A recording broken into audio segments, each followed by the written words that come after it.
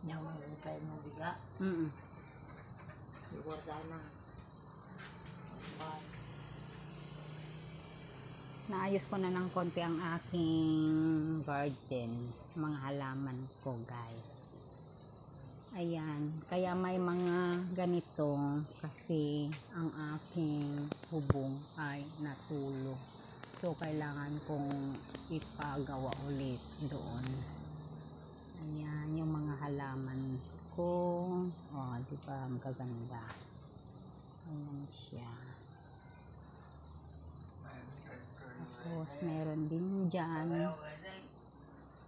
Oh, di ba? Ang cute. Gaganda nila. Tapos, ayan ulit. May tumutulo dyan.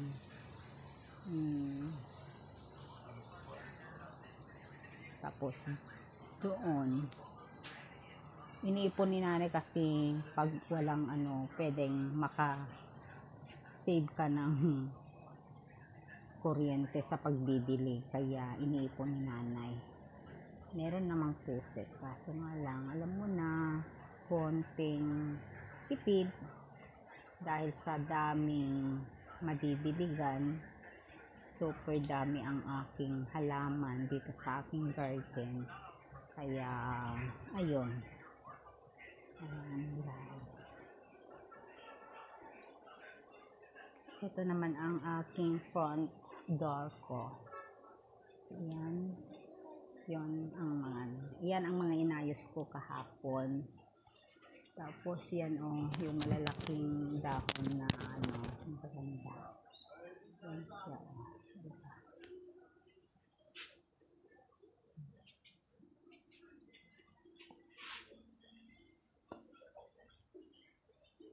Eto. Ganyan.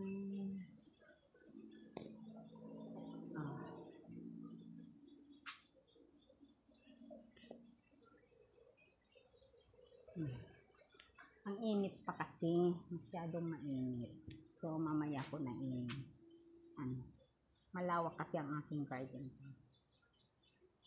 Ito ang bahay ko. Doon yung aking tambayan sa ihawan at saka sa nanay. Tapos dito yung front side dito at doon yung garahe ko. Marami akong halaman. Bumili naman ako ng cutter, so pwede kong cutter mamaya pag wala ng init. Yan, dito. Need kong cutter. Dapat yan, mas mababasa na dati. Kaso hinayaan ni nanay. Wala naman kami namamahala dito. Kasi ayaw ni nanay. Sila lang may gusto. Silang mag-asawa lang. Ayan, mga inayos ko yung mga bornay kong dati.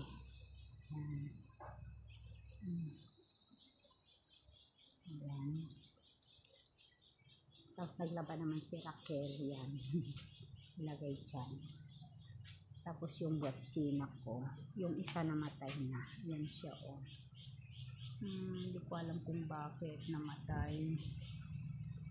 Ayan. Tapos ito, kailangan ko mamayang pag wala ng init, kakate ko siya. Kasi nakabili na nga ako ng kate ko. Ayan. Yan, naayos ko kahapon yan.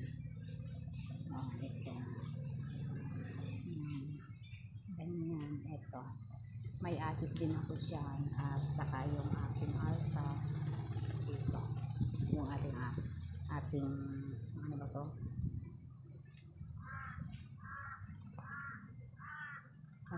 Lahat to ay kailangan matanggal yung mga dahon na sa baba kasi masyadong makapal na. Eto ditong banda yung grotto ko. Dito. Eto yung grotto ko pero wala, kailangan ng masikaso. Wala na pati yung kanyang yung ilaw niya.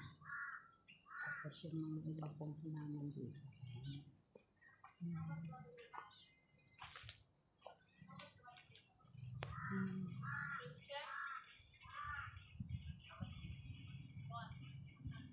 Ayan, diba? Malawak ang aking halamanan, ang aking garden, guys.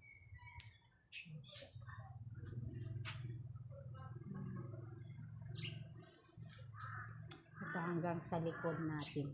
Papunta tayo sa likod. Ayan.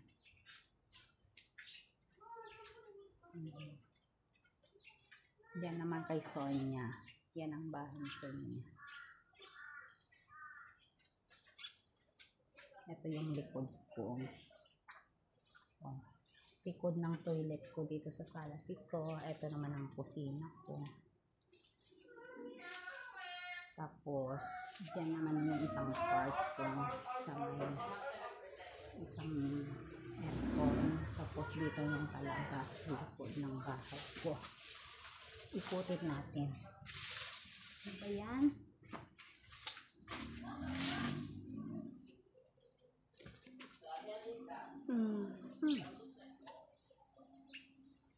Tapos, ito.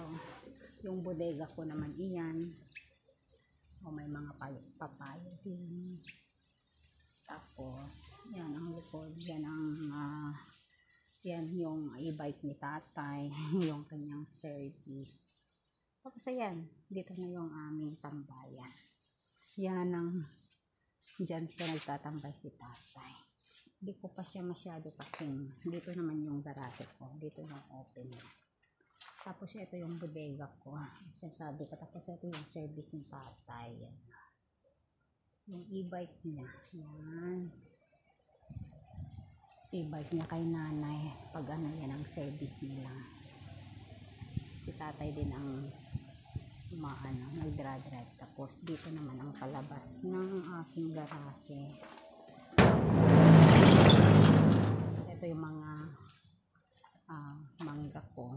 Ito yung right of way ko papunta sa aking ito yung aking right of way papunta dito sa garahe ko.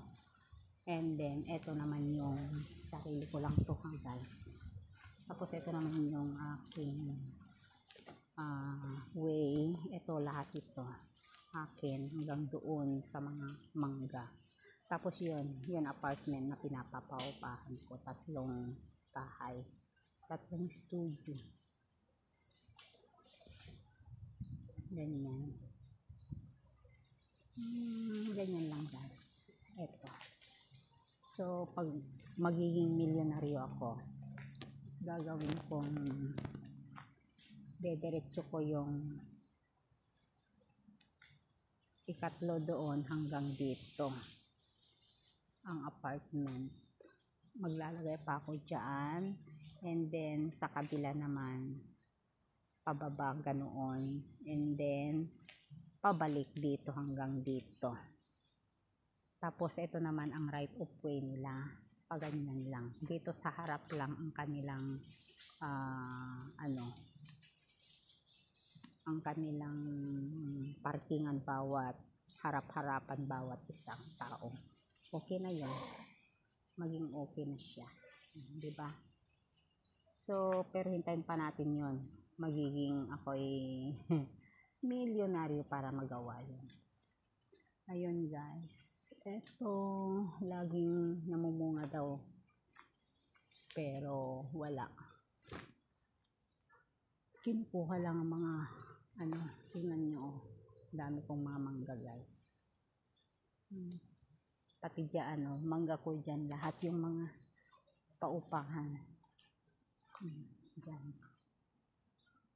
Yan. May avocado na rin dyan.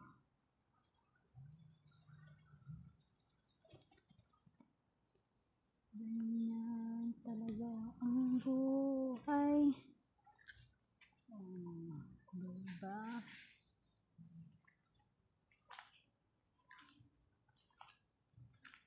Lahat yan, mangga ko guys.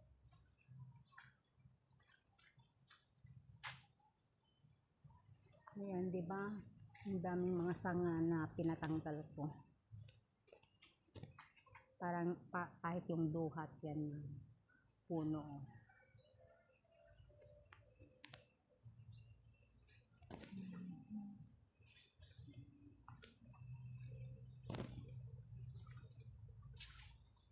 Ang init dito sa Pilipinas guys, kahit maano siya, ano ba yun?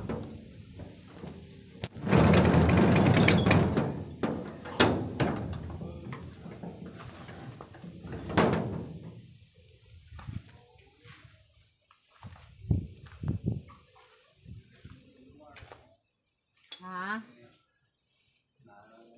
Oh.